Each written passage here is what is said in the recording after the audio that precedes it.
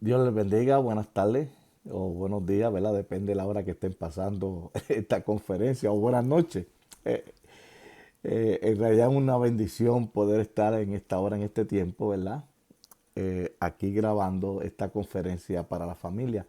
Les habla el hermano Pedro Avilés, pastor de la primera iglesia bautista hispana aquí en la ciudad de Sherman, Texas.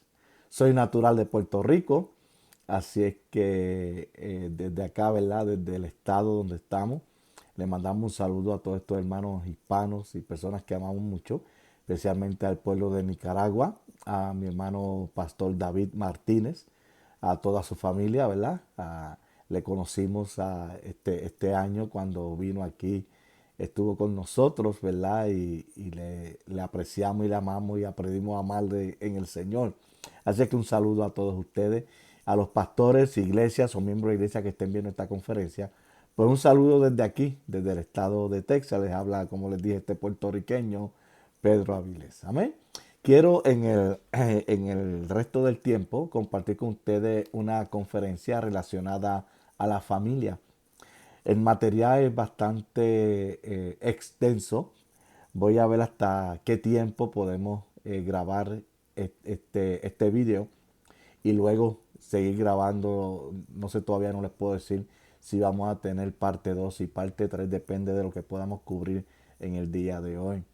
Y sí quiero ir poco a poco porque aquí hay unos conceptos bien importantes, sobre todo cuando estamos hablando de la base que nos da la palabra de Dios sobre la familia. Bien, así es que vamos a hacer una pequeña palabra de oración. Padre, te damos gracias por este honor y privilegio. Gracias por todos los hermanos y hermanas que nos estén mirando y escuchando en este momento. Bendice la pastoral allí en el pueblo de la hermosa nación de Nicaragua, Señor. Bendícelos a todos. Ayúdalos y trae un avivamiento sobre esa población, sobre esta cultura hispanoparlante, sobre nosotros aquí en los estados donde estamos, Señor, en nuestros países y los lugares que podamos representar el pueblo hispanoparlante. Necesitamos de ti hoy más que nunca antes, Señor. Ayúdanos, perdona nuestro pecado, Señor, y ayúdanos para que tu iglesia se levante en medio de los tiempos y sea esa luz que habla la Biblia que alumbre a todo el mundo.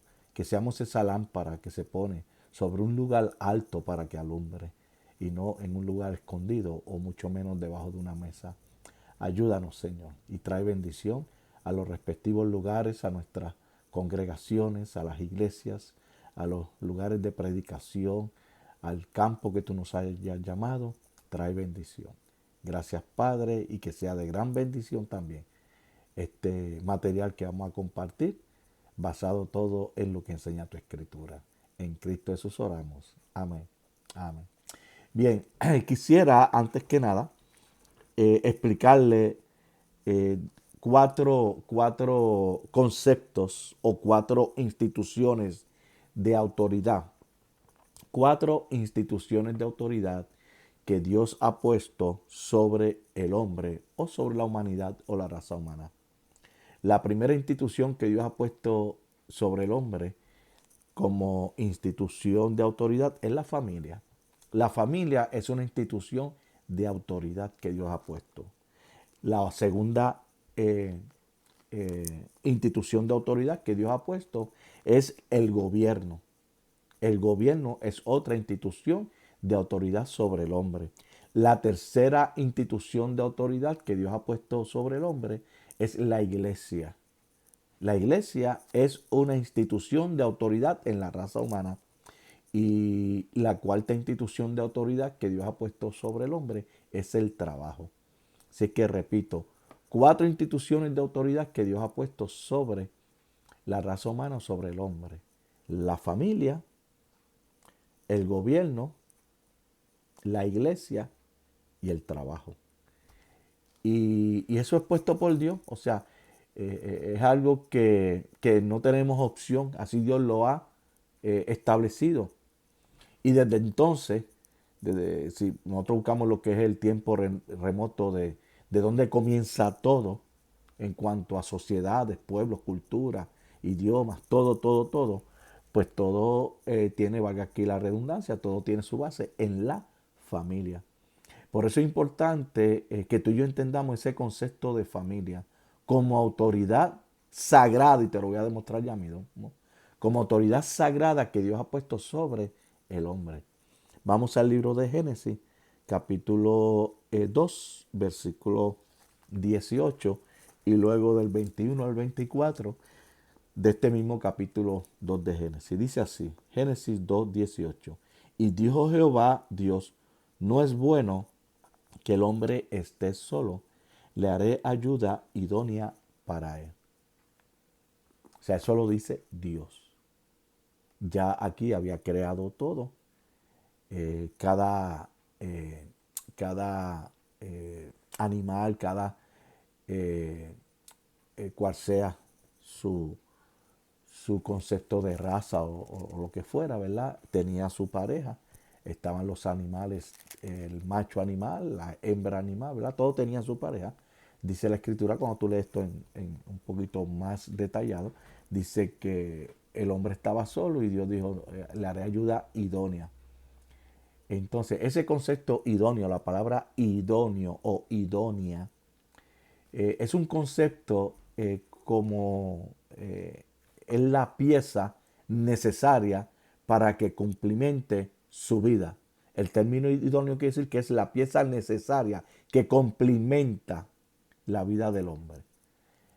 Al complementar la vida del hombre, quiere decir que el hombre no estaba todavía completo como ser viviente, le faltaba algo, y para que el hombre pueda complementar, o sea, tener completa su vida, pues necesitaba ese ser llamado mujer, ¿ve? Esa ayuda idónea. Mujer, ayuda idónea. Y el término idóneo quiere decir en el hebreo el concepto de la pieza necesaria, la que es. Es como cuando nosotros armamos un rompecabezas, no importa el número de piezas, hay rompecabezas de 100 piezas, de 500, de 1000 piezas, de 1100, de 1500 piezas. Ustedes saben los distintos rompecabezas. Y yo recuerdo que mi papá acostumbraba comprar rompecabezas cuando yo pequeño, ¿verdad? Cuando muy pequeño, en mis primeros años de desarrollo con mi familia, con mi papá y mi mamá. Pues él acostumbraba a traer de vez en cuando un rompecabezas de 1000 piezas y lo ponía sobre el tope de la mesa de comedor. Y ahí nosotros veníamos todos, ¿verdad? Los días, y nos tardaba 1 o 2 días lo armábamos, porque veníamos de la escuela y hacíamos las tareas, qué sé yo, y después íbamos, estábamos un rato, estaba mi mamá, mi hermano, mi otra hermana, estaba yo, y mi papá cuando venía del trabajo, y siempre armábamos un pedacito, y buscamos esas piezas pequeñitas, ¿verdad? Y las íbamos armando, ¿verdad? Es algo de compartir familia, muy bonito. Pero ¿qué sucede? Si ese rompecabezas, por alguna razón, dentro están todas esas 1000 o 1000 y pico de piezas regadas por el tope de la mesa, se caía una al piso y se perdía. ¿Ves? Cuando íbamos a terminar o cuando terminábamos el rompecabezas, faltaba una pieza, esa pieza. ¿Verdad? Ya ustedes saben cómo tienen los cortes, las piezas de los rompecabezas, tienen distintos cortes. Y una pieza no es igual a otra, son distintas. Y la pieza que va en ese hueco que queda allí es la pieza idónea. ¿Ves el concepto? Es la pieza que va y no puede ser reemplazable, ni es reemplazable, ni otra pieza que va ni nada, sino que es esa, es la que se hizo para ahí. La que cuando se hizo la plancha que cortó todas esas piezas, esa pieza es la de ahí, no la sustituye otra. Eso significa el término idóneo. La esposa que tú tienes es la esposa que Dios separó idóneamente para ti. No admite sustituto, no es otra, ni varias, es una. Y esa es la que es. Sí, yo sé que en la raza humana, en el comportamiento social humano, hay divorcios, hay distintas dinámicas de cómo la gente se junta y se ponen a vivir, unos se casan, otros no. Pero el modelo perfecto que Dios estableció fue el matrimonio.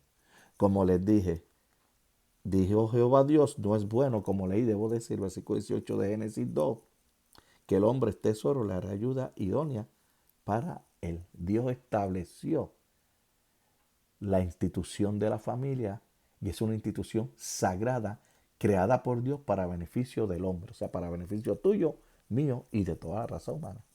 Dice el versículo 21 al 24. Dice, entonces Jehová Dios hizo caer sueño profundo sobre Adán, y mientras éste dormía, del mismo capítulo 2 estoy leyendo, Génesis 2, 21 al 24, y mientras éste dormía, tomó una de sus costillas y cerró la carne en su lugar, y de la costilla que Jehová Dios tomó del hombre, hizo una mujer, y la trajo al hombre, y dijo entonces Adán, esto es ahora hueso de mis huesos y carne de mi carne. Esta será llamada varona, porque del varón fue tomado. Por tanto dejará el hombre a su padre y a su madre, y se unirá a su mujer, y serán una sola carne. Dos cositas que quiero enfatizar aquí. Número uno, la palabra varona. La palabra varona para, en el hebreo es la palabra isha. Isha. Y se escribe I-S-A-H. S-H-A. Repito, la palabra para varón en hebreo se llama isha. I-S-A-H. S-H-A. H, termina con H también, pero no les dije la última H. Isha. ¿Okay? La palabra para varón en hebreo es ish. Es I-S-H. ¿Ok? I-S-H. Ich es la palabra para, en hebreo, para varón. ¿Por qué esto es importante? Porque esto denota que la palabra varona, mujer, que de hecho en Génesis 1:27, y creó Dios al hombre, dice, a su imagen, a imagen de Dios lo creó, varón y hembra los creó. O sea, varón y hembra, varón y varona.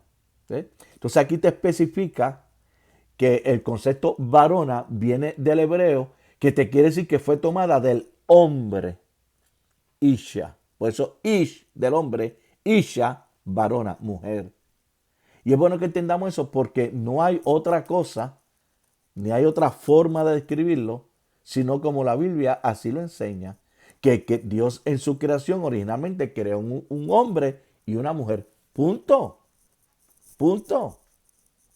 Por eso es que la familia es una institución sagrada, hermano. Cuando tú tienes familia, cuando tú tienes esposa y luego vienen los hijos y las hijas, es otra bendición que voy a hablar más tarde, ¿verdad? En la conferencia. Pero cuando tú tienes el honor de tener una mujer como esposa, una isha, una mujer como esposa, tienes que vivir agradecido a Dios porque tú no te mereces esa esposa.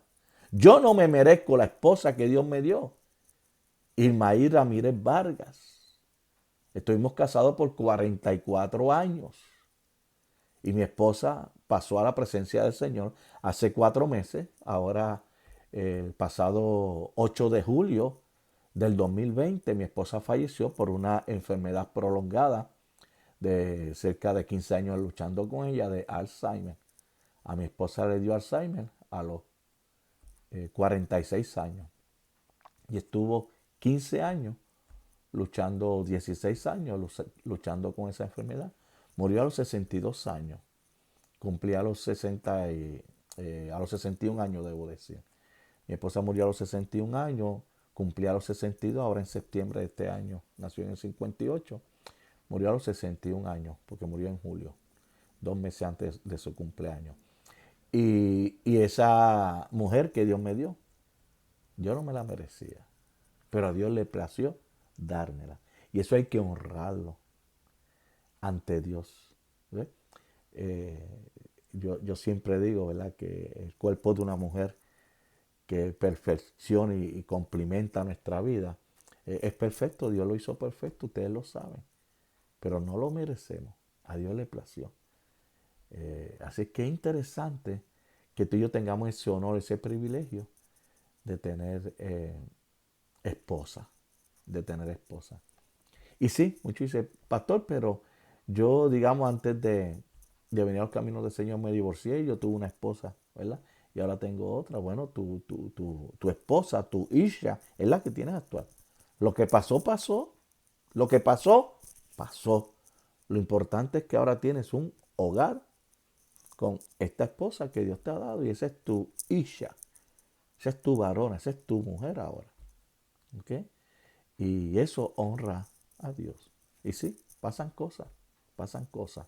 Pero Dios ahora te ha honrado con la esposa que tienes. Y delante de Dios, esto es lo válido. Y que tú honres ese matrimonio.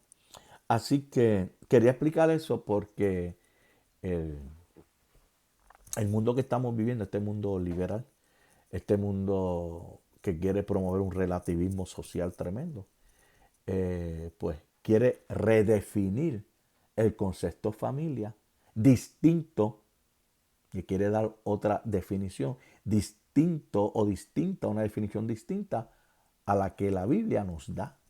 La Biblia dice que la primera pareja fue formada, o fue formada esa primera pareja entre Adán y Eva. ¿Sí? Y por eso tenemos que Dios creó, dice aquí, no es bueno que el hombre esté solo, le haré ayuda idónea, ya le expliqué el término idóneo, que es la pieza necesaria para complementar la vida del hombre. ¿Ve? Y entonces creó a Isha, creó la mujer, la varona. Y eso es lo que Adán reconoce. Y luego termina el texto, ¿verdad? Con este relato, el versículo 24 del capítulo 2. Por tanto, dejará el hombre a su padre y a su madre, se unirá a su mujer y será una sola carne. ¿Okay? Así que eso es bien importante. Las cuatro instituciones de autoridad sobre el hombre se las quería mencionar porque la familia es una de ellas. Y fíjense que ahí está la iglesia también, pero eso requeriría otra conferencia, ¿verdad? Para hablar sobre lo que es la autoridad de la iglesia en la sociedad y los pueblos donde vivimos hoy día. Ahora, quiere decir, ya establecimos que la familia es una institución sagrada por Dios. Dice el Salmo 127, versículo 1, si Jehová no edificare la casa, en vano trabajan los que la edifican. ¿Qué quiere decir eso? La casa, el término en griego y en el hebreo, en griego es oikos. En el hebreo nos da el concepto de lo que es home, hogar. ¿Ve? O sea, no está hablando de una casa, de una edificación como tal, de madera, cemento, piedra, varilla y todas esas, ¿verdad? Todos esos componentes que utilizamos para edificar una casa materialmente. Pero el concepto bíblico aquí no está hablando de casa como la estructura, ¿verdad? Material de una casa. Está hablando de hogar. Eso es bien importante porque tu hogar es donde estés tú, tu persona, con tu esposa y tus hijos, ese es tu hogar.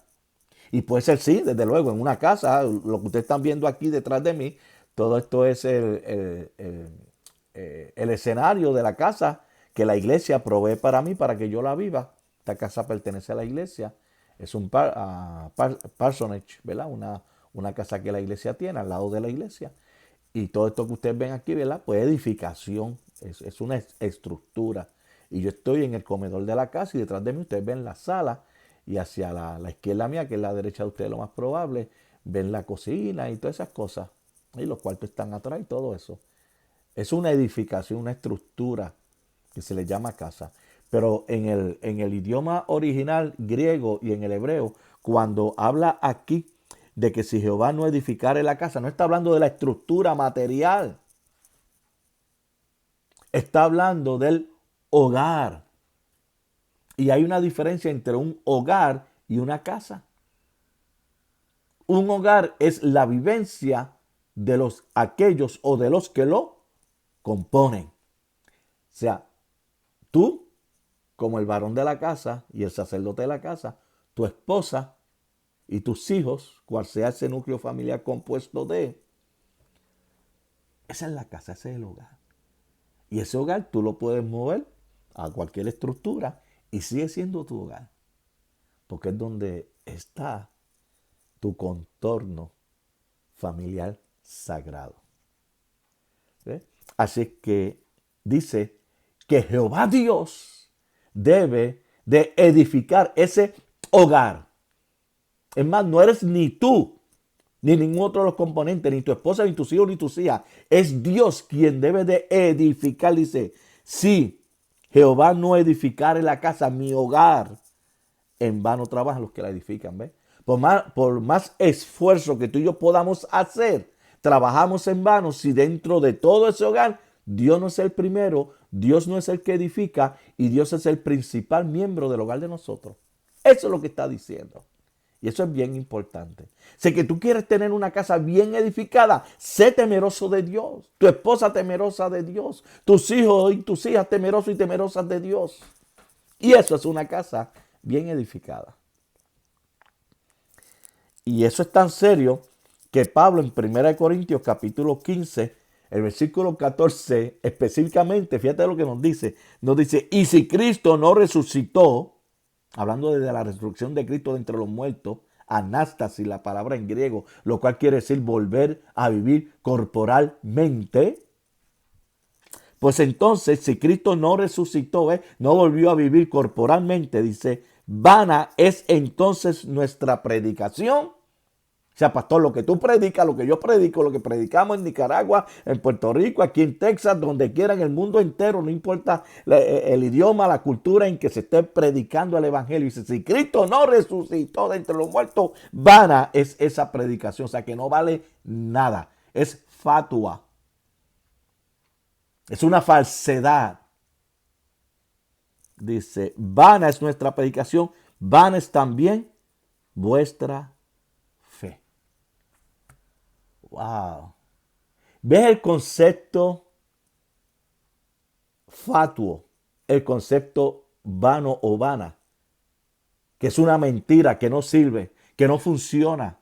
Es una falacia.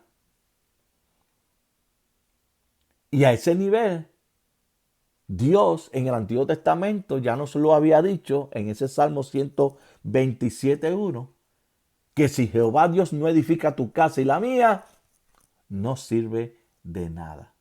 Y por eso entonces que tú ves lo que pasa en el mundo entero, en la familia, lo que está pasando, porque Dios, Jehová Dios, Cristo, no es el centro de esa casa. Y eso es bien importante. Y esta generación, como las generaciones venideras, si no entienden estos conceptos, van a pagar un precio bien caro en el presente y en el futuro. Y ya lo hemos comenzado a pagar por toda esta ola liberal que hay de la agenda LGBT, homosexual y todas esas cosas que quieren redefinir el concepto o la institución sagrada de Dios. Ellos la quieren redefinir, no como Dios la creó, sino a su manera, bajo un estilo de vida, bajo una ideología, y traen el concepto de ideología de género. Déjame decirte, ¿te acuerdas que te leí al principio Génesis 1:27? Y creó Dios al hombre a su imagen, a imagen de Dios los creó. Miren qué importante. Dios creó al hombre a imagen de Dios. O sea, nosotros representamos en carácter a Dios. Somos como Dios en carácter. ¿Ve? Dice varón y hembra. Ahí menciona los dos sexos. Entonces, este movimiento liberal de relativismo que tenemos hoy día dice e interpreta a Génesis 1:27, donde dice, o ellos dicen, de que Dios allí en Génesis 1:27 está hablando sí de sexo, varón y hembra, ¿ves? Lo tienen que aceptar porque está escrito ahí. Pero que no estaba hablando de género. Por tanto, como Dios ahí en Génesis 1:27 no está hablando de género, sino de sexo, varón y hembra, pues entonces cualquier persona, Dios le dio la autoridad, el derecho, mira qué terrible, de escoger su género. Oye, qué bien lo han acomodado. Porque ahí Dios está hablando de sexo y género. Toda la vida nosotros, siempre que llenamos una planilla o un papel para un trabajo, para lo que sea, que se nos pregunta el género, dice masculino o femenino. Pues ahora no, ahora ahí está un género neutro. Un género neutro.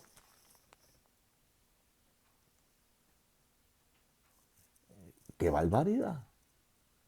O sea, ¿ves el concepto de lo que te quiere decir? Lo sagrado que es que Dios sea el que edifique nuestra casa. Porque en Génesis 1:27, sí, Dios habló de sexo y género. El nene, nene y la nena, nena. Y ahí está sexo y género en los dos. Pues ellos quieren cambiar eso. Y dicen que Dios habló de sexo y no de género. Miren la barbaridad como lo acomodan. Entonces que dentro del libre albedrío, Dios te dio a ti la autoridad, la capacidad de tú escoger tu género. O sea que tú puedes ser un hombre y si deseas ser mujer, pues si tu deseo es ser mujer o tu pensamiento es ser mujer, pues aunque tengas el sexo masculino, tú actúas y haces todo lo que tú quieras como mujer porque ese es tu género. Tú escogiste ese género y tú te sientes como mujer. O si tú eres mujer y aunque tienes el sexo femenino, quieres escoger el género masculino, pues como mujer puedes sentirte como mujer, actuar como mujer, hacer todo lo que tú quieras como, perdonen, como hombre. Eres mujer, pero quieres actuar como hombre. Se puede hacer todo lo que tú quieras como hombre, porque ese es tu género, ese es tu deseo. Y ¿ves? Dios se equivocó contigo, o sea, te dio un sexo equivocado. ¿Ves? Porque tú mujer eres hombre y tú hombre eres mujer. Sí, Pepe, créetelo así. Eso no es así. La Biblia no enseña eso. Eso es un absurdo. Y si vamos a los científicos, ni se diga. Los genes cromosomáticos, científicamente hablando y biológicamente hablando, ninguno enseña ni demuestra que hay un tercer sexo o un sexo entre medio. ¿Eh? X, Y es varón. X, Y es varón. X es hembra.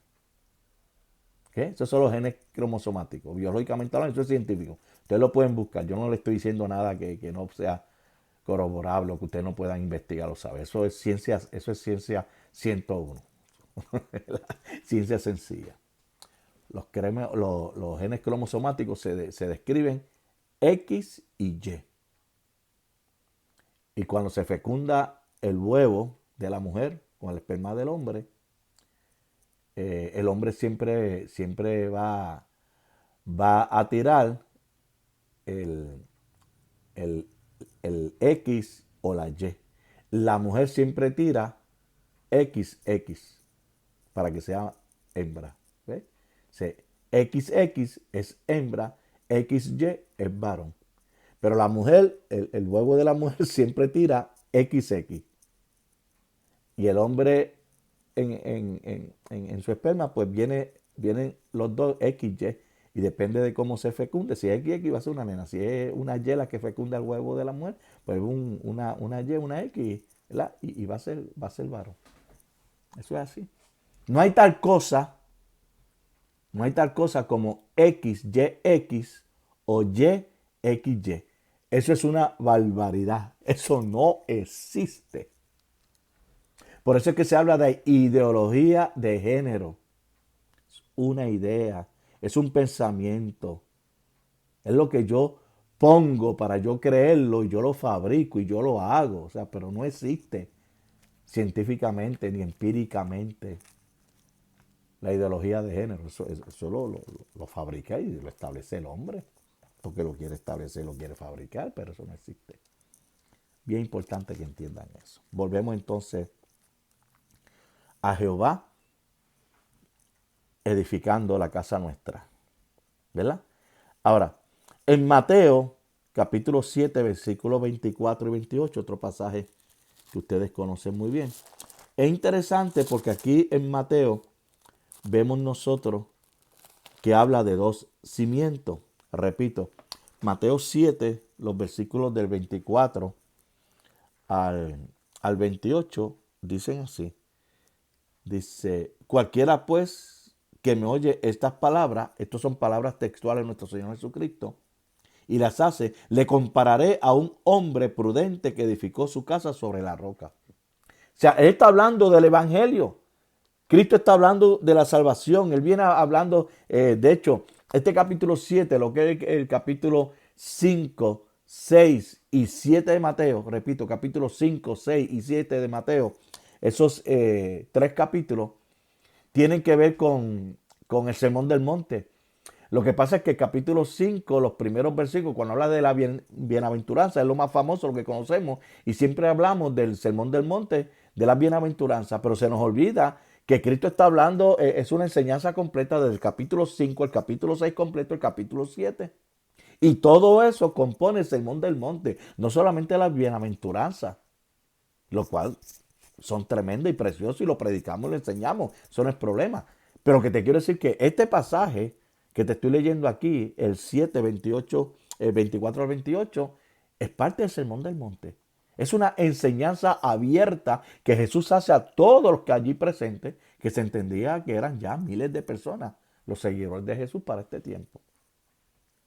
Y les enseña aquí, cualquiera pues que oye estas palabras, ¿ves? Lo que él viene diciendo por los últimos 3 capítulos, por eso te lo explico, dice, y las hace, le compararé a un hombre prudente que edificó su casa sobre la roca. Entonces ahora viene y explica eso. Versículo 25, descendió lluvia y vinieron ríos, soplaron vientos y golpearon contra aquella casa y no cayó porque estaba fundada sobre la roca. El Cristo establece aquel que edifica su casa. Nuevamente, casa aquí no está hablando literalmente de la estructura, aunque sí da una comparación de estructura física en cuanto a vientos y todo, que si esa estructura no está bien edificada, vienen los vientos y la raza y la llevan. Pero está hablando del hogar, a lo que se refiere es cuál es la fundación de tu hogar. En Puerto Rico decimos la zapata, lo que lo sostiene, ¿verdad? ¿Cuál es esa fundación? Dice, y cuando habla aquí de casa se refiere nuevamente, como explicaba al principio, hogar, hogar. ¿Ves? Tú como sacerdote, tú como el varón, el jefe de la familia, tu esposa y tus hijos.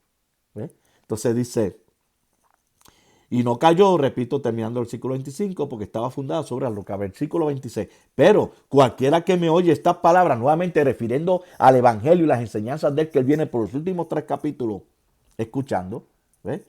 Pero cualquiera que me oye estas palabras y no las hace, le compararé a un hombre insensato que edificó su casa sobre la arena. Y descendió lluvia nuevamente, vinieron ríos y soplaron viento y dieron con ímpetu contra aquella casa y cayó y fue grande su ruina. Y aquí la pregunta sería, ¿sobre qué fundamento está edificada tu casa? ¿O sobre qué fundamento está edificado tu hogar? Si es sobre la roca o sobre la arena. Esa es la enseñanza grande, pero basada en las enseñanzas del Evangelio de Jesucristo. Por eso te digo, el Sermón del Monte comienza desde el capítulo 5, 6 y 7. Y él viene, es una enseñanza completa. Si tú lo lees, si tú lo ves, o sea, todas estas cosas sucedieron simultáneas, una detrás de la otra. Jesús, según se dirigía a las masas que lo seguían, le está dando toda esta enseñanza. Y el que sigue esta enseñanza, y se le comparará a este hombre que edificó su casa sobre la roca. O si tú no la sigues, pues tú eres el insensato que edificó su casa, su hogar, sobre la arena.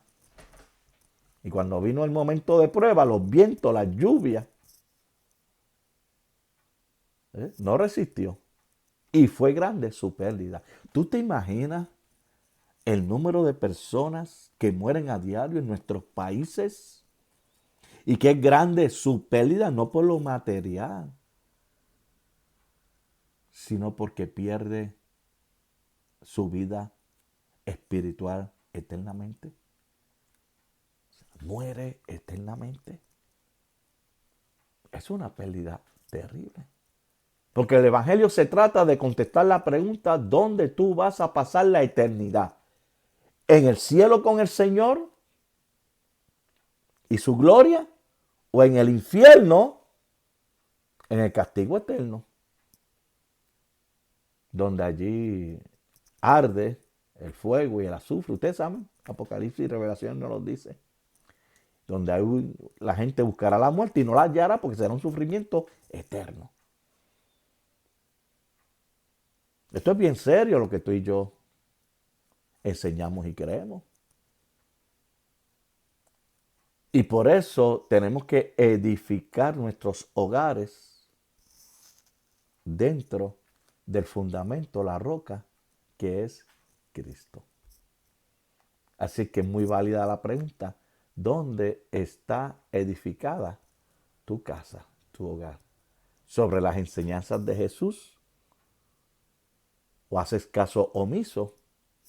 ¿No le prestas atención?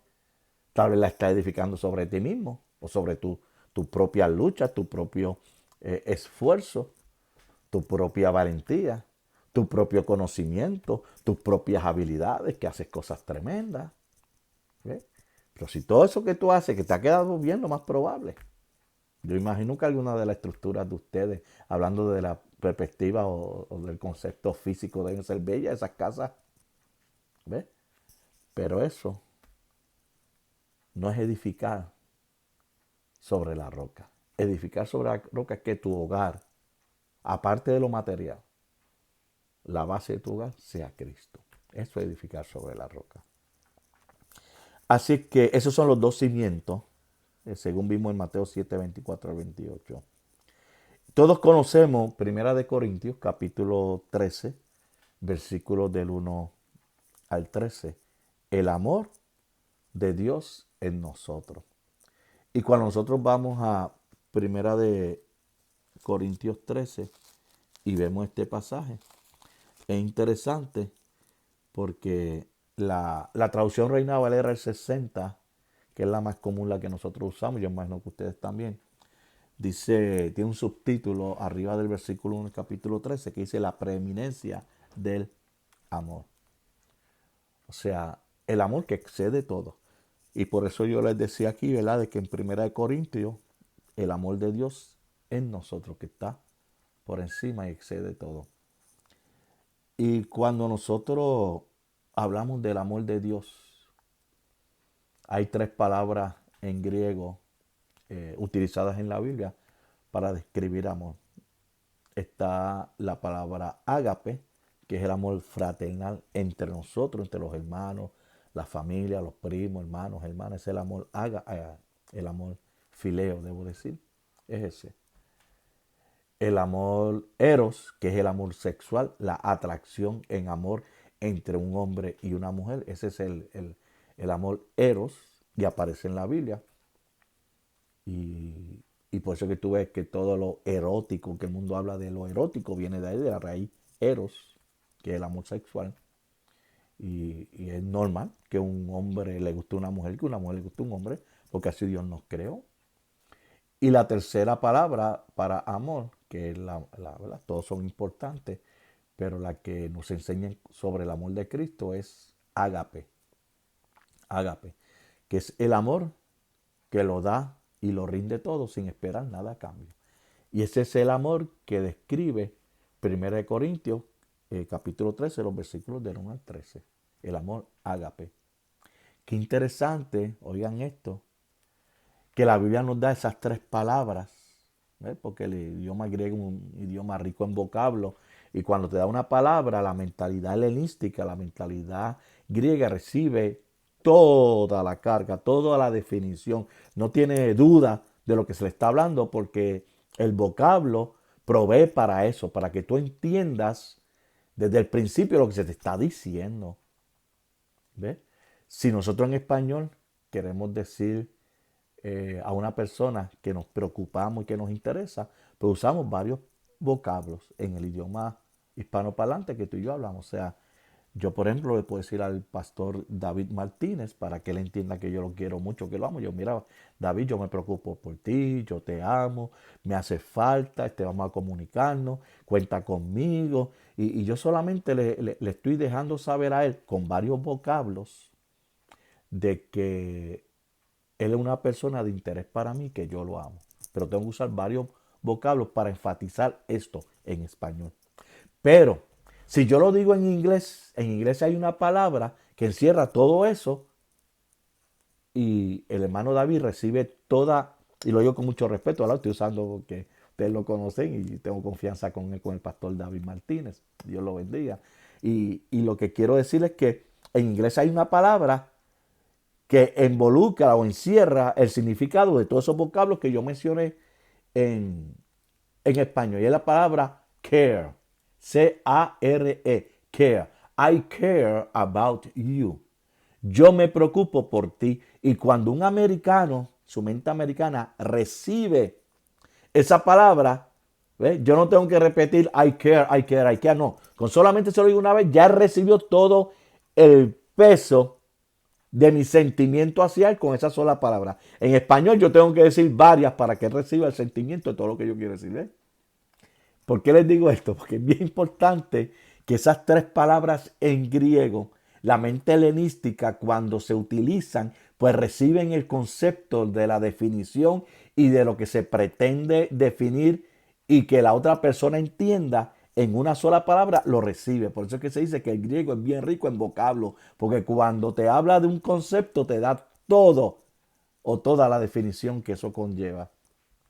Y por eso es la palabra amor fileo, amor fraternal. Por eso la palabra amor eros, que es el amor sexual. Y por eso la palabra ágape, que es el amor de Dios demostrado hacia nosotros en la persona de Jesucristo. O cómo Dios nos amó desde la fundación del mundo. O cómo Dios, o cuál es el amor que debe existir sobre todo, que es el amor descrito en Corintios 13, 1 al 13. ¿Ves? Ahora, lo grande en esto aquí que en el matrimonio, cuando tú te casas con tu esposa y tu esposa contigo, se dan los tres amores. Se da el amor ágape, el amor fileo y el amor eros. Los tres amores se dan para que tú veas el cumplimiento completo, lo que es la grandeza de la familia, del amor. Y es algo bien, bien bello cuando lo podemos ver. Así es que no tengo tiempo, ¿verdad?, para leer y definir todo lo que aquí se dice, pero léanlo después con calma. Yo sé que la mayoría de ustedes conoce este pasaje. En 1 Corintios 13, 1 al 3, tenemos el amor de Dios, el amor ágape. ¿Cómo se define? Lo da todo. Hay uno aquí, unos versículos clave. El versículo 4, capítulo 13 de 1 Corintios. El amor es sufrido, benigno. El amor no tiene envidia, el amor no es jactancioso, no se envanece. No hace nada indebido, no busca lo suyo, ni se irrita, no guarda rencor. Versículo 7, todo lo sufre, todo lo cree, todo lo espera, todo lo soporta. Versículo 8, el amor nunca deja de ser, pero las profecías se acabarán, mire eso, y cesarán las lenguas, y la ciencia acabará. Dice, pero el amor no deja de ser.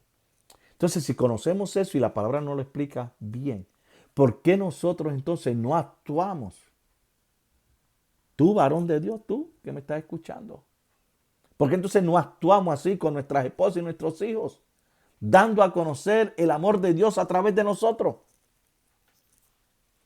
Yo tengo una conferencia para el Día de los Padres, ¿verdad? Ya la he diseñado ya y la he predicado en varias ocasiones que me han invitado. Lo mismo puede ser tipo conferencia o predicación. Titulada sobre los padres, titulada Lo más cerca que un hijo puede conocer de Dios es a través de su padre. Oye esto, lo más cerca que un hijo o una hija conoce de Dios es a través de su padre. Y te voy a dar una idea así rapidito. ¿Por qué? Porque desde que ese niño o esa niña nace hasta los 12 o 14 años, te ven a ti y a mí como papá como una persona donde nuestra palabra y nuestra enseñanza es absoluta o un absoluto para ellos. O sea, cuando le decimos a un hijo, no hagas esto, vale más que no lo haga, porque si no, viene corrección, ¿no? Y es así. Y vamos encaminando, vamos enseñando, vamos dando ejemplos, todo eso, como buenos padres, temerosos de Dios. Y los hijos van aprendiendo eso. Luego más tarde, cuando Dios trabaja con ellos, lidia con ellos, entonces ellos conocen a Dios, ¿verdad? Otra vez cuando sea el tiempo en que el Espíritu Santo los toque sus vidas y los cambie. Pero mientras eres tú el representante de Dios en la casa, en el oikos, en la familia, en el hogar. Y tú tienes que entender eso, que eso es una responsabilidad grande ante Dios que tenemos. Por eso somos responsables por nuestras esposas y nuestros hijos. En la cultura latinoamericana, hispanoparlante, hispana que tú y yo pertenecemos, dejamos las cuestiones religiosas y las cuestiones de Dios a cargo de las mujeres, ¿no? Y que sean las mujeres que vayan a la iglesia y de vez en cuando nosotros vamos y que lleven a los nenes y todo, eso está bien. Pues esa responsabilidad es de ella. Esa responsabilidad es tuya. Tú eres el sacerdote llamado por Dios a ser el sacerdote de esa casa. Pero es otra conferencia, ¿ok? No vamos a entrar ahí. Solamente te lo menciono para que veas lo que tiene que ver todo este concepto de la familia, del matrimonio y la responsabilidad y error que cada uno de nosotros tenemos en esta institución de autoridad sagrada creada por Dios para el beneficio del hombre, la sociedad de los pueblos, las culturas, las naciones y los continentes. ¡Wow! Qué tremendo, ¿verdad? Cuando entendemos eso. Bien, así es que vemos lo que es el amor de Dios en nosotros. En Efesios capítulo 5, los versículos 21 al 33, allí Pablo nos explica lo que es el valor de la sumisión en el hogar. El valor de la sumisión o subordinación o sujeción. Esas tres palabras. Sumisión, subordinación y o sujeción. Dice, si vamos a Efesios un momentito, a este capítulo 5, como dije, los versículos del 21 al 33, dice así. Lo hice bien claro, ¿ok? No se enojen conmigo. Esta es palabra de Dios. Yo solamente predico y enseño lo que la palabra dice, ¿ok? Tal y como está escrita. No la adulteramos ni cambiamos. Dios nos libre de hacer eso. Dice, someteos unos a otros en el temor de Dios. En el temor de Dios todos estamos sometidos unos a otros, dice. Las casadas estén sujetas a sus propios maridos como al Señor. Porque el marido es cabeza de la mujer, así como Cristo es cabeza de la iglesia, la cual es su cuerpo y Él es su Salvador. Esto es sujeción. Esto es lo que se conoce como subordinación. Miren esto y no se le olvide. Ante Dios, el hombre y la mujer, ¿ok? Ante Dios, son dos seres espirituales igualitos ante Dios, ¿ok? Igualitos espiritualmente. Dios los ve igual. Al hombre y a la mujer ante Dios, dos seres espirituales igualitos. Pero en cuanto a responsabilidad, en cuanto a subordinación, sobre quién recae la responsabilidad de la casa, del hogar, Dios se la ha dado al hombre como el sacerdote de la casa. Yo recuerdo que mi esposa, cuando nosotros estamos, ¿verdad?, desarrollando y criando a nuestros hijos, yo tengo tres hijas y un varón, a una familia muy linda que Dios me ha dado, gloria a Dios por ello. Yo recuerdo que mi esposa me decía, aquí en esta casa no hay estudio bíblico o no hay un altar familiar hasta que tú lo dirijas. Ella podía hacerlo. Pero ella me exigía a mí, y muy bien hecho delante de yo. Me está diciendo, tú eres sacerdote de la casa, tú eres el ministro de esta casa. Digo, yo soy pastor también. Pero entonces ella entendía el rol de ella y el mío en la casa. Aquí tú eres el sacerdote de la casa puesto por Dios, pues tu responsabilidad es hacer el altar familiar. El hacer el devocional o lo que sea, como tú lo llames. Es bien importante entender eso. Y si no lo haces, comienza. No estamos hablando de hacerlo todos los días, no estamos hablando de hacerlo. Tú busca el tiempo, aunque sea una vez por semana, una vez por mes. Si lo puedo, o sea, como sea que en tu diario vivir lo puedas hacer, pero dirige un pequeño devocional. Tus hijos cuando se vayan y tus hijas de tu casa se van a llevar eso con ellos. Y lo van a implantar en sus hogares, en sus futuros hogares, con sus futuros esposos y esposas, hijos e hijas. Es una de las mejores herencias que se puede llevar de tu casa. Eso te voy a hablar más tardecito también. La mejor herencia que podemos dejar a nuestros hijos, nuestras hijas. Pero es tu responsabilidad, varón de Dios, no de tu esposa, ni de ninguno de los hijos. Y me dicen, Pastor Javier, ¿pero qué podemos hacer? ¿Qué hago? Mira, es bien sencillo, bien sencillo. No tienes que ser un teólogo, no tienes que estudiar teología ni nada. O sea, lee la Biblia, toma nota de los mensajes del pastor, de la enseñanza, de personas que nos dedicamos a hacer esto, enseñar la Biblia.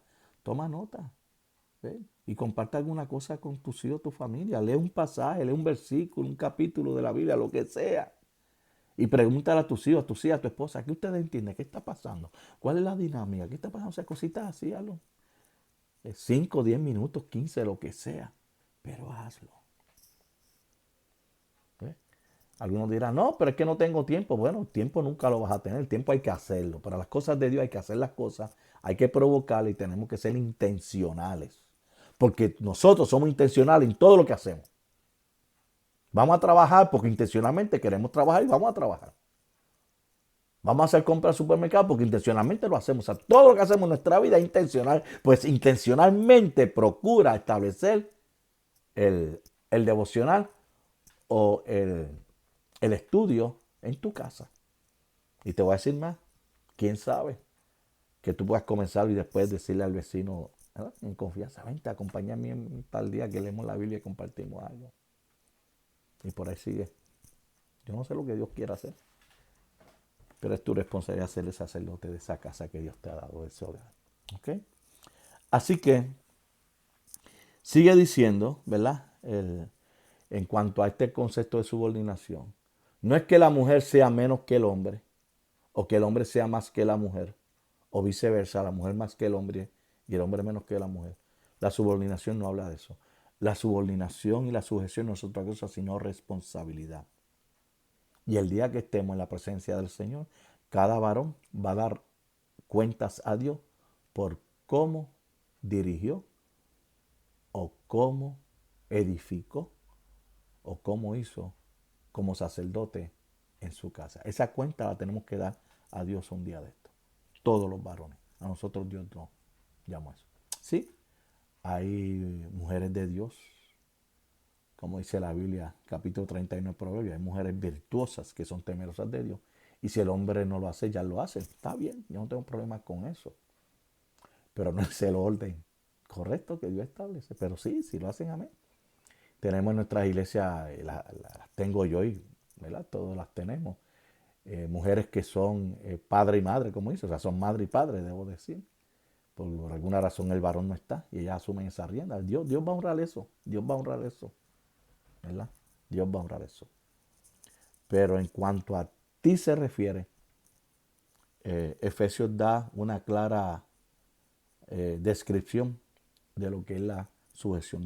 Sigue diciendo. Así que como la iglesia está sujeta a Cristo, así también las casadas estén sujetas a sus maridos. Ya leí eso en todo tiempo, o marido en todo. Maridos, amad a vuestra mujer, así como Cristo amó la iglesia y se entregó a sí mismo por ella. Ya la responsabilidad que te está diciendo. Cristo murió por la iglesia. Cristo se entregó por la iglesia. Cristo derramó su sangre por la iglesia. Te está diciendo que de esa misma forma, de ese ejemplo vicario que tú viste en la persona de Jesucristo, así tú ames a tu esposa, a tu hogar. Y si tienes que entregarte por ella, entrégate por ello. Palabra bien profunda y de mucha responsabilidad. A fin de presentársela, dice, a sí mismo, una iglesia gloriosa que no tuviese, está hablando nuevamente de cómo Cristo se entregó por la iglesia, mancha ni arruga, versículo 27 de este capítulo 5 de Efesios. Dice, gloriosa, que no tuviese mancha ni arruga, ni cosa semejante, sino que fuese santa y sin mancha. O sea, la santidad de tu casa va a depender en gran manera de cómo tú dirijas tu casa. Así también los maridos deben amar a sus mujeres como a sus mismos cuerpos. El que ama a su mujer, a sí mismo se ama, porque nadie aborreció jamás a su propia carne, sino que la sustenta y la cuida, como también Cristo a la iglesia. Qué tremendo ejemplo, qué tremenda analogía nos da aquí de cómo debemos comportarnos y cuidar nuestros hogares, así como Cristo dio su vida y cuidó y orgullosamente presenta a la iglesia por su obra vicaria como una iglesia sin mancha, perfecta delante de Dios, por la obra redentora de Cristo. Qué tremenda responsabilidad tenemos. Sigue diciendo versículo 30, porque somos miembros de su cuerpo. Estoy nuevamente en Efesios 5. Porque somos miembros de su cuerpo, de su carne y de su hueso. Por esto dejará al hombre a su padre y a su madre, y se unirá su mujer, y los dos serán una sola carne. Qué interesante que aquí trae el relato de Génesis, lo que te acabé de leer ahorita, capítulo 2, versículo 31. ¿Verdad? Te lo expliqué hace unos minutos atrás. Qué interesante que trae ese concepto de la analogía del matrimonio para referirse a la iglesia y a lo que son las casas de los hijos de Dios. Dice, grande es este misterio, dice Pablo, mas yo digo esto respecto de Cristo y de la iglesia. Lo sabemos, sea claro que es de lo que está hablando. Por lo demás, cada uno de vosotros ame también a su mujer como a sí mismo, y a la mujer, y la mujer respeta a su marido. ¿Ve? El respeto, hermano, no se exige ni de nuestras esposas ni de nuestros hijos. No se exige. El respeto se obtiene por el testimonio propio individual de cada uno de nosotros. Imagínense que yo tuviera que decirle a mi esposa, Irma, tú me tienes que respetar, porque yo soy tu esposo. Algo mal anda ahí. O yo tengo que estarle recordándole a mis hijos todos los días. O sea, si tú a tus hijos tienes que decirle de que ellos te tienen que respetar, hay algo, o sea, todos los días, ahí hay algo malo, algo desajustado que no está bien, y la culpa es tuya, no de ellos. O sea, no podemos vivir así. El respeto se obtiene. El respeto no se exige. Imagínense que yo tenga que pararme todos los domingos delante de la iglesia que Dios me permite pastorear y decirle, ustedes me tienen que respetar aquí porque yo soy el pastor. Si yo tengo que hacer eso, ahí hay algo malo. Algo no está funcionando bien y es culpa mía. ¿Eh? Ellos me respetan por lo que yo represento y como yo actúo y por mi testimonio. Punto. Yo no tengo que recordarle nada de eso. ¿Entiendes lo que estamos hablando? ¿Entiendes lo que te estoy diciendo? El respeto no se exige. El respeto se obtiene, se tiene por el testimonio, el buen comportamiento y porque honramos a Dios sobre todo en nuestras vidas. Todo lo demás cae en su lugar y fluye, trabaja, funciona. Así que ese es el valor de la subordinación. Cuando entendemos cada uno los roles que debemos de asumir y tomar y trabajamos cada uno nuestra responsabilidad.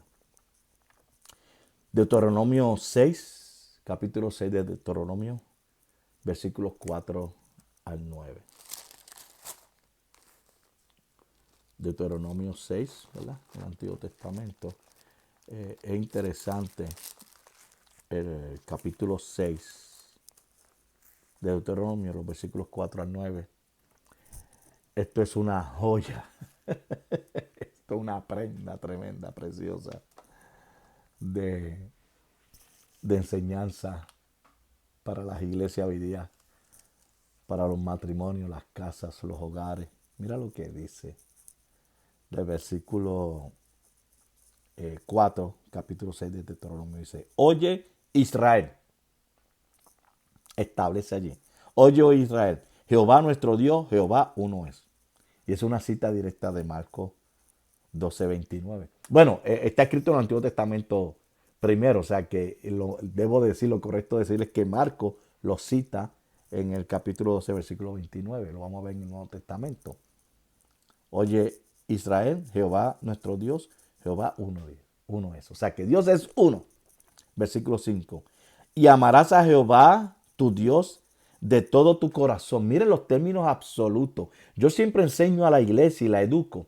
Y tú y yo tenemos que aprender que cuando la Biblia habla de términos totalitarios son absolutos, todo, eterno, para siempre, perpetuo. Esos términos son absolutos.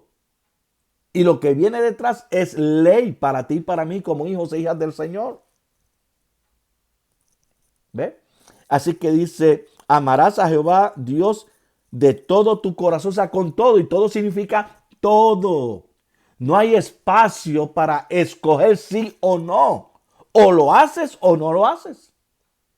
Por eso tú eres un hijo de Dios o una hija de Dios o no lo eres. Punto. No hay un término medio.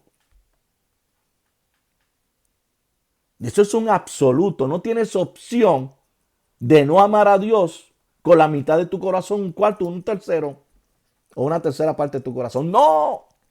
O lo amas de todo corazón o no lo amas. Punto.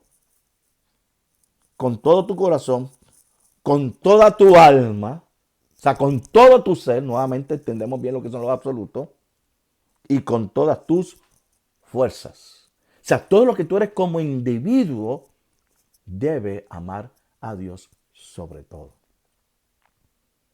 Deuteronomio 6, 4 y 5. Wow. Sigue diciendo. Y estas palabras que yo te mando hoy estarán sobre tu corazón. Ya cuando tú ves el término mandato que yo te mando, es un término como un mandamiento. Cuando Dios dio los mandamientos y habla de mandato y mandamiento en el Antiguo Testamento o Nuevo Testamento, no es opcional obedecerlo. Como hijos o hijas de Dios tenemos que obedecer los mandamientos de Dios, todos nosotros. Y aquí viene la clave de la familia. Si tú te preguntas, o cualquier amigo, amistad, ¿por qué mis hijos no obedecen? ¿Por qué mis hijos o mis hijas son así? ¿Por qué no vienen a la iglesia? ¿Por qué hacen esto? ¿Por qué esto por aquí? ¿Por qué esto por allá? Y puedes cuestionar tantas cosas de tus hijos ya crecidos. Y cuestionar por qué no están en la iglesia o por qué. Fíjate lo que dice. Y aquí yo creo que el Señor fue bien claro y protegió todas las familias de los hebreos. Ellos después tomaron sus caminos, pero no porque Dios no se lo dijera antes lo que tenían que hacer. Dios fue claro. Y yo creo que Dios ha sido claro contigo y conmigo. Sigue diciendo, versículo 7. Y las repetirás, luego de decir de que estas palabras que yo te mando hoy estarán sobre tu corazón. Y la repetirá a tus hijos. Ve que la palabra de Dios tenemos que ministrarla en la casa. Por eso yo te hablaba del devocional hogareño. De emplear tiempo, no importa lo poco o lo mucho tiempo. Lo importante es que se emplees un tiempo devocional en tu casa. Porque hay que enseñar la palabra de Dios a tus hijos, a tus hijas, a los nietos, a las nietas, a todos. El mundo no lo va a hacer. Ese mundo loco. El loco que está allá afuera, liberal, no lo va a hacer. Le va a meter otras gusarañas en la mente de nuestros hijos y nuestras hijas. Y ya empezaron. ¿Quién sabe que ya alguna de nuestras familias ya estamos tarde para esto? La repetirás a tus hijos y hablarás de ellas estando en tu casa. Te lo dice bien claro. Miles de años antes que tú y yo naciésemos, esto ya estaba escrito. Yo no te estoy diciendo nada nuevo. Que tú tienes que leer la palabra, no desde una. O sea, hay comentarios que son devocionales y te llenan y todo. Y son buenos, no tengo nada en contra. Pero mi hermano, tenemos que tener un praxis en lo que leemos. O sea, la palabra de Dios hay que obedecerla. Tú no puedes mantener la palabra de Dios en una forma simplemente devocional o en una forma romántica de conocimiento que sabes lo que es, pero no lo pones en práctica. Estás pecando si haces eso. Si eres un hijo de Dios, una hija de Dios, que conoces la palabra y no la pones en práctica, tú estás pecando.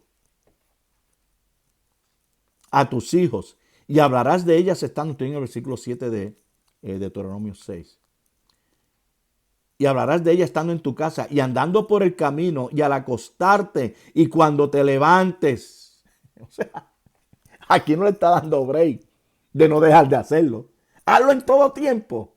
Si camina, enséñalo. Si te levantas, enséñale. Si te acuestas, enséñale. Todo el tiempo. y las atarás como una señal en tu mano y estarán como frontales entre tus ojos. Por eso es que ustedes ven que los hebreos ortodoxos tienen el Turín, tienen una cajita de cuero y tienen varias eh, tiras de cuero que se las amarran en la mano, se las amarran aquí en la mano, o se la amarran en la frente, la ponen aquí, o se la amarran también en el cuello y la ponen aquí. Y ahí tiene escrita la ley. ¿Eh? El problema es que no la ponen en práctica, pero es otra cosa. Pero lo hacen tradicionalmente, lo que te quiero decir. Dice, la atarás con una señal en tu mano y estarán como frontales entre tus ojos. Por eso se la ponen aquí en la frente, muchos de ellos. Y las escribirá en los postes de tu casa y en tus puertas. O sea, en, la, en los tindeles, ¿no? En los frames de las puertas como entrada. Ay, Señor, que, que atrás estamos en muchas cosas, ¿verdad? Con relación a la palabra de Dios. Medita en esto. Voy a terminar la conferencia, ya va una hora y 6 minutos.